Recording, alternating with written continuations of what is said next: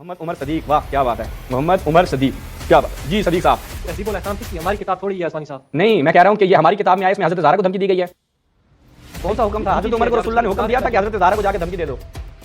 نہیں، گھر جلانے کی دھمکی کر توہین ہے تو رسول خدا نے کہا جو بیچارے واجبات نہیں پڑھتے ان کو گھروں سمیت جلا دو. تو حضرت زہرا نماز نہیں پڑھتی تھی.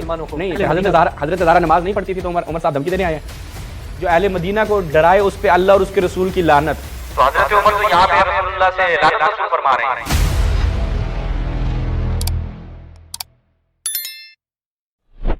جی السلام علیکم رافتی صاحب، کوئی نام ہے آپ کا؟ ہمارا نام ہے محمد عمر صدیق. محمد عمر صدیق، واہ کیا بات ہے، محمد عمر صدیق، کیا بات ہے. جی صدیق صاحب، تو آپ یہ بتائیں کہ حضرت عمر صاحب نے جو دھمکی دی ہے اس پہ آپ کیا کہتے ہیں؟ انہوں نے اچھا کیا، غلط کیا ہے، کیا کیا؟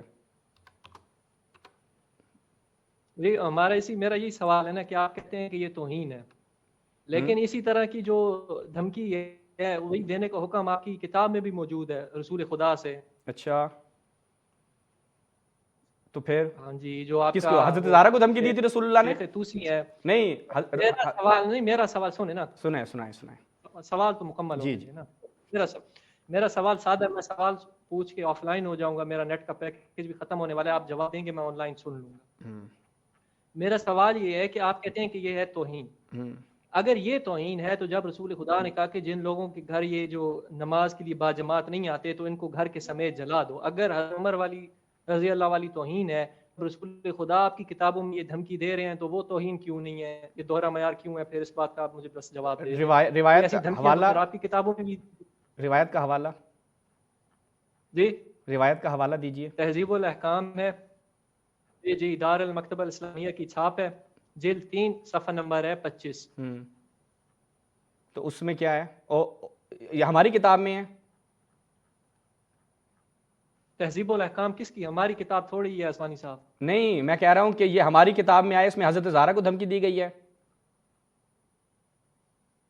نہیں، گھر جلانے کی دھمکی کر توہین ہے تو رسول خدا نے کہا جو بیچارے واجبات نہیں پڑھتے ان کو گھروں سمیت جلا دو. تو حضرت زہرا نماز نہیں پڑھتی تھی. مسلمانوں کو نہیں حضرت زہرا نماز نہیں پڑھتی تھی تو عمر صاحب دھمکی دینے آئے ہیں. تو وہ بیعت نہیں کر رہے تھے نا حضرت علی؟ تو پھر دھمکی دے سکتے ہیں، ان کے گھر جلا سکتے ہیں. اللہ کے رسول نے بیعت نہ کرنے والوں کو یہ بتائیں کہ لا اکراہ فی الدین، دین میں تو کوئی جبر نہیں ہے، تو وہ کیا جبر کر رہے ہیں؟ تو پھر رسول خدا آپ کی کتاب میں کیوں جبر کر رہے ہیں کہ جو جماعت پہ نہیں آتے ان کے گھروں کو گھروں سمیت جلا دو؟ وہ منافق تھے نا، وہ اسلام کو نقصان پہنچانا چاہ رہے تھے. تو زہرا اعوذ باللہ منافق تھے اور نقصان پہنچانا چاہ رہی تھی. نہیں، آپ نے کہا کہ یہ جو دھمکی ہے یہ کیوں ہے؟ لا اکراہ فی الدین آپ نے کہا. ہاں ٹھیک ہے، اگر لا اکراہ فی الدین ہے تو جناب رسول خدا ان کے گھروں کو جلانے کا کیوں کہہ رہے ہیں کہ جو باجماعت نماز نہیں پڑھتے ادھر مسجدوں میں نہیں آتے؟ تو یہ بھی تو جبر ہے نا پھر. چونکہ وہ منافق تھے نا. کون منافق؟ منافق تھے جو نماز نہیں پڑھ رہے تھے، جن کو دھمکی دی. آپ کو پتا ہے وہ جو دھمکی نہیں دی وہ منافق تھے. بھئی یہاں پہ تو منافق کا ذکر نہیں، یہاں تو مطلقاً حکم ہے. یا تو آپ ثابت کر دیں کہ یہاں پہ یہ قید ہے، مقید ہے منافقین کے لیے. جی بسم اللہ، یہ صحیح بخاری ہے جی، اسکرین پہ ملاحظہ کیجیے. صحیح بخاری ہے، اس میں روایت ہے، ہم ذرا آپ کے لیے اوپن کر لیتے ہیں. ہاں کہتے ہیں ابو صالح عن ابی ہریرہ قال النبی لیس صلاۃ اثقل علی المنافقین من الفجر والعشاء. کہا کہ یہ منافقین ہیں کہ جن کے لیے فجر اور عشاء کی جو نماز ہے نا وہ بہت سنگین ہے. اگر یہ جان لیں کہ نماز پڑھنے میں یعنی جو یہ ان کو نماز کا کہا جا رہا ہے یہ اس میں کیا فضیلت پائی جاتی ہے تو وہ کبھی اس کو ترک نہیں کریں. پھر آگے کیا فرمایا کہ آمر رجلا یؤم الناس ثم آخذ شعلا من النار فاحرق علی من لا یخرج الی الصلاۃ بعد. کہ میں حکم دوں اس بندے کو کہ وہ آگ کے شعلے پکڑے اور کیا کرے، ان لوگوں کے گھروں کو آگ لگا دے کہ جو نماز کے لیے نہیں نکلتے. یہاں پر کہہ رہا ہے، یہاں پہ کیا روایت میں ہے کہ لیس الصلاۃ اثقل علی المنافقین. منافقین کے لیے نماز سنگین ہے، وہ نہیں آتے، وہ چاہتے ہیں اس جماعت کو، اس اجتماع کو توڑیں. تو آپ حضرت زہرا کا جو اس کے ساتھ قیاس کر رہے ہیں، تو آپ حضرت زہرا اہل سنت مذہب میں الیاذ باللہ منافقہ تھیں. عمر صاحب دھمکی دینے آگے. اچھا میرا جو سوال تھا وہ آپ کی کتاب سے تھا، اس روایت میں تو یہ ذکر نہیں ہے، یہ تو مختلف روایت آپ پڑھ رہے ہیں. نہیں مختلف نہیں ہے، ایک ہی ہے. آپ اپنی کتاب سے دکھائیں نا. میں آپ کو ہماری کتاب سے بھی دکھا دیتا ہوں. میں نے جو روایت پڑھی ہے وہ تہذیب الاحکام کی ہے، جلد نمبر 3 ہے، مکتبہ دارالاسلامیہ ہے. ٹھیک ہے، میں آپ کو ہماری کتاب سے بھی دکھا دیتا ہوں. اپنی روایت کا جواب دیجئے نا کہ آپ کیا کہتے ہیں اس میں جو آپ کے علماء نے نقل کیا ہے. دیکھیں مسلمات قسم سے بات ہوتی ہے، میں نے آپ کے اوپر دلیل آپ کی کتاب کو پیش کیا ہے، پہلے آپ اس کا جواب دیں. جی آپ جو روایت بیان کر رہے ہیں یہ وسائل الشیعہ میں بھی ہے، جی وسائل الشیعہ میں بھی ہے، تہذیب الاحکام میں بھی ہے. اب یہ ذرا روایت پوری پڑھیے گا. آواز کٹ گئی ہے، دوبارہ جی میں نے کہا جو آپ نے ابھی روایت پڑھی ہے یہ ذرا پوری پڑھیے گا. یہ روایت ہے ابن سنان سے روایت ہے، میں نے ابو عبداللہ کو یہ فرماتے سنا کہ کچھ لوگ رسول اللہ کے عہد میں مسجد میں آ کر نماز پڑھنے میں سستی اور کاہلی کرتے تھے. رسول نے فرمایا قریب ہے لوگوں کو نماز کے لیے مسجد میں بلایا جائے، ہم ان لکڑیاں کو جمع کرنے کا حکم دیں، پھر ان کے دروازے پر رکھا جائے اور اس میں آگ لگائی جائے، پھر ان گھروں کو جلا دیا جائے. جی یہ ملاحظہ کریں ہمارے ہاں اس روایت کو وسائل الشیعہ میں بھی اس کے قبیل کی ایک روایت نہیں ہے، کئی روایتیں ہیں.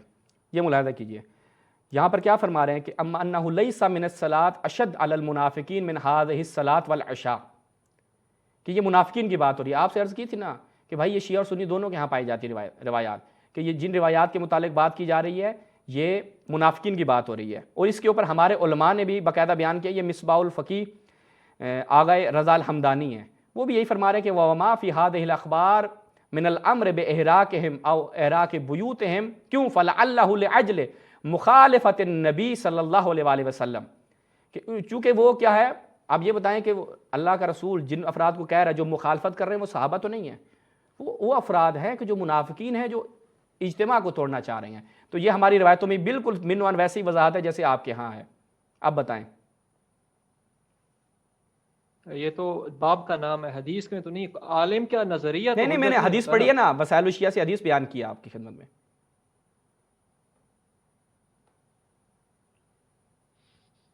تو حدیث کے اندر مذکور ہے کہ یہاں پہ صرف یہ منافقین کے لیے ہے. جی آواز کٹ گئی تھی تھوڑی. جی میں نے عرض کی ہے نا حدیث یہ ہماری وسائل الشیعہ کے اندر میں آپ کے لیے پھر جو آپ یہ بعد میں دیکھ لیجئے گا کہ اشد علی المنافقین من هذه الصلاۃ والعشاء.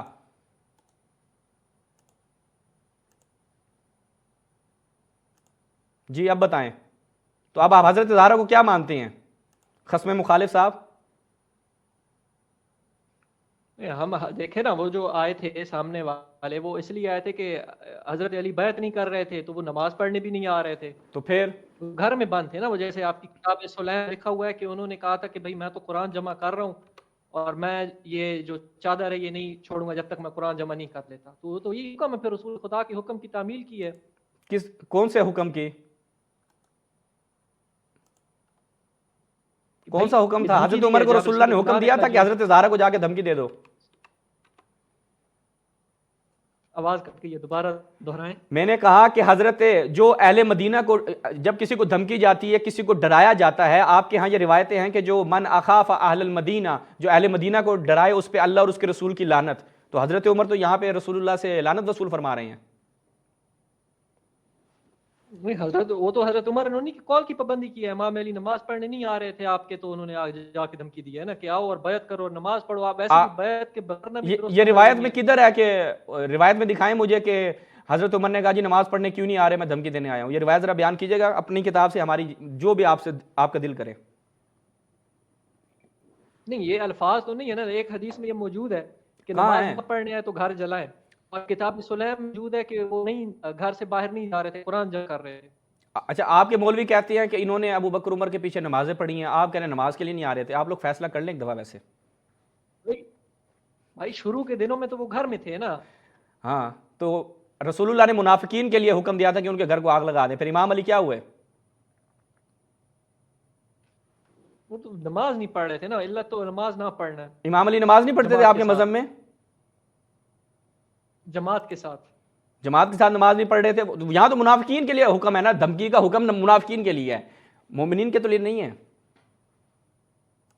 دیکھیں نا اس حکم کی بھی خلاف ورزی ہے. اس کے بعد ہے کہ بھائی جو امت ایک جگہ پہ جمع ہو جائے تو کائنن من کان جو اسے قتل کر دو. یہ ہے من ماتا ولم یعرف بامامی ماتا جاہلیہ. وقت کا امام تھا, بیعت ہو گئی تھی حضرت ابوبکر صدیق کی, تو وہ بھی نہیں کر رہے تھے. کتنی خلاف ورزی ہے, کتنی حدیث کی خلاف ورزی ہے.